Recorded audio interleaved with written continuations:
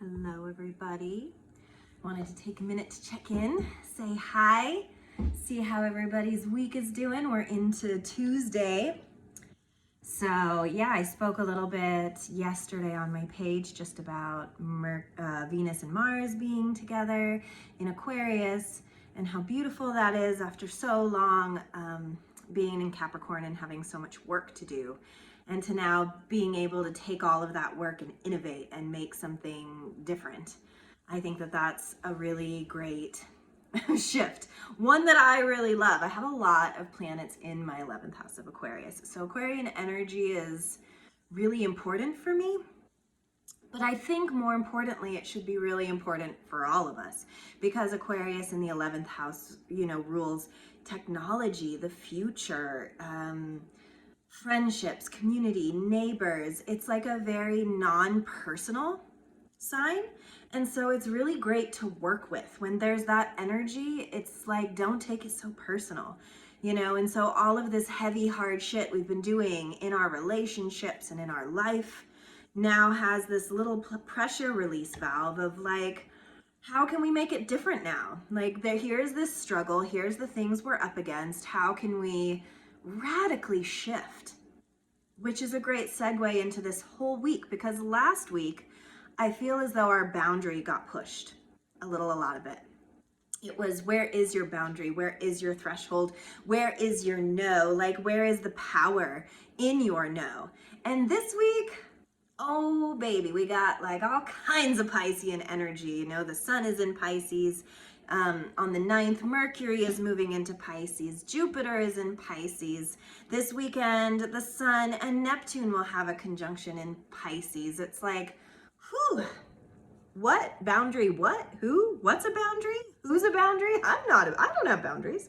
It's like the complete opposite. So good thing you firmed them up last week, right? Because you don't need a lesson in them this week. It's more like, once we know the rules, how do we bend them? How do we break them? How do we, make them different with that Aquarian vibe with the Venus Mars? But then, with Mercury moving into Pisces on March 9th, and it's till the 27th, so it's like a few week cycle. This can be really hard for Mercury. That watery, like unclear, it can almost feel like a Mercury retrograde, because it's like we can't get our thoughts in order the same way that we could last week. And last week's lesson was respect the no, and this week's lesson is respect the blur. Respect the fact that life isn't black and white, that situations are going to come to us intellectually that aren't going to have an intellectual answer. For those of us who really rely on facts and science and all of those things, that's so helpful and it's so needed.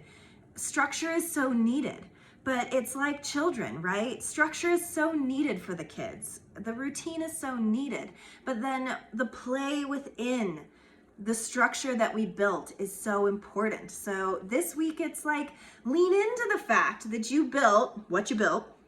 It's Legos, it's dominoes, it's Jenga. I don't know what you've been building, but whatever boundary is there, trust it, because it's not going to be readily accessible this week. And that can be really beautiful too. You set up your art desk and you want to draw a certain thing, but that thing isn't coming to you, and respecting where your artist's flow wants to be. And if you're not an artist or a poet, get into it this week. It's this really beautiful, I think of, one of the first days in spring where you open the windows, and maybe some rain might come in because you open those windows and it's spring in Ashland, Oregon anyway. Who knows what that means? It could blizzard 10 minutes from now. So it's like the notion of open your windows and see what wants to come in. Read beautiful things, eat good food, do things that feel really inspiring. Whatever your connection is to spirit, try to connect a little deeper, because Pisces rules that 12th house, right? It's the untouchable, it's the non-boundary. And with so many planets all coming in to take a little taste of this, try to surrender more. The house doesn't have to be perfectly clean. laundry doesn't have to be folded perfectly right in order to still have functionality. You know, it's that week of how can I just relax a little bit more and see what comes when I'm more receptive, because receptivity oftentimes can be the very start of something new, something that then you can get super like pragmatic about and build foundations and boundaries around all of that. But sometimes we need our dreams. Sometimes we need the exhale in order to take the next inhale. You know, and I like to think of this week as like a really beautiful collective exhale of the invisible wanting. Like, what is it that you can't touch that is wanting your attention right now?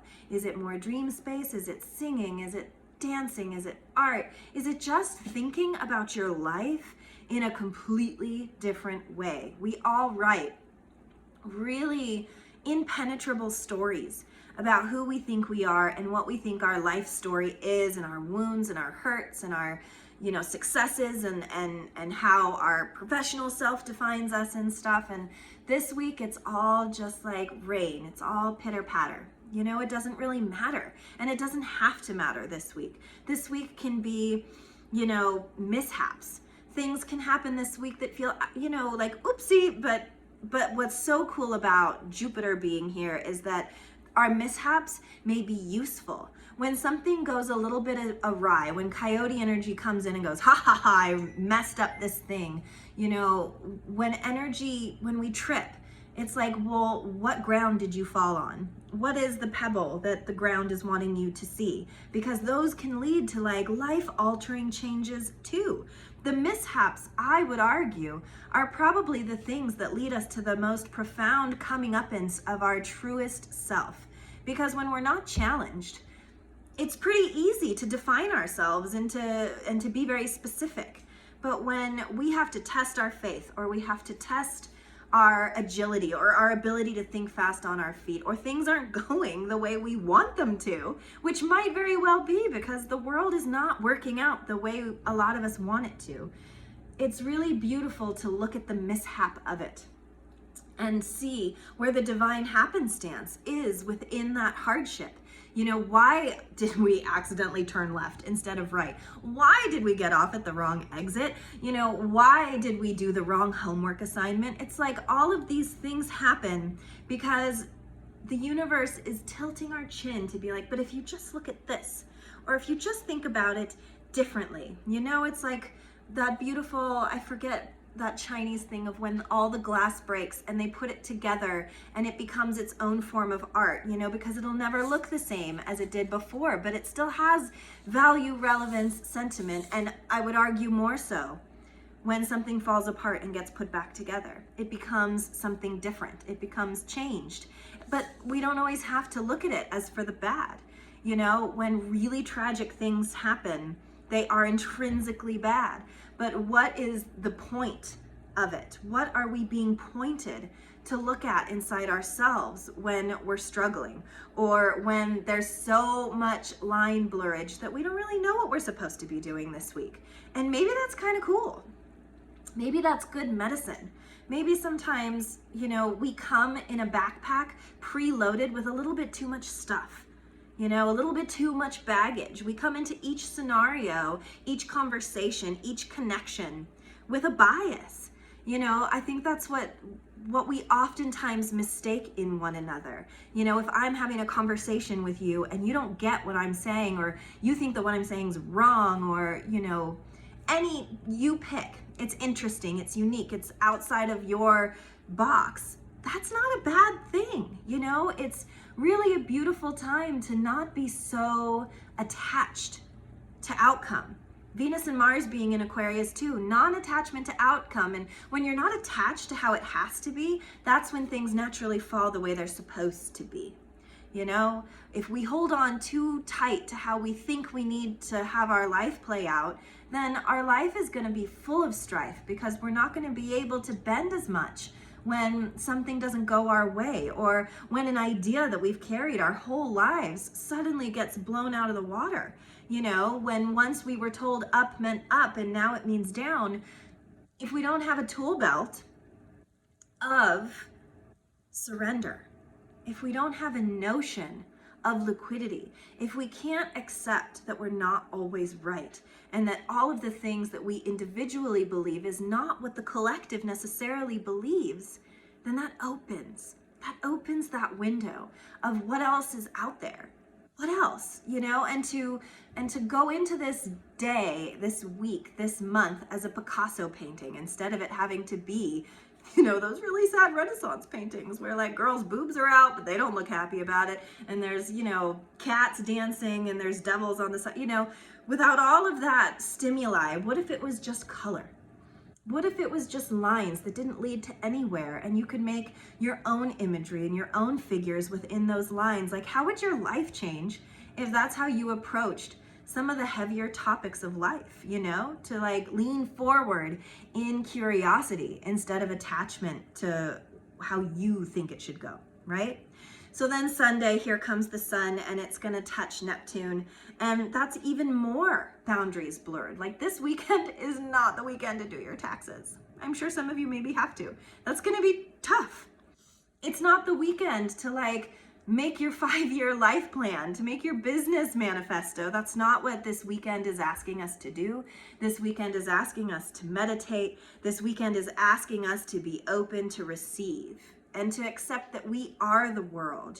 We are one little cog in the whole collective, but that once we start seeing it as all the same, that we're all human, that we all want and desire and feel and hurt and experience great ecstasy and joy too, when we can release our attachment to our identity and what that needs to mean for the others in our life, then really big magic happens. Like, really profound information comes, because Pisces is always there.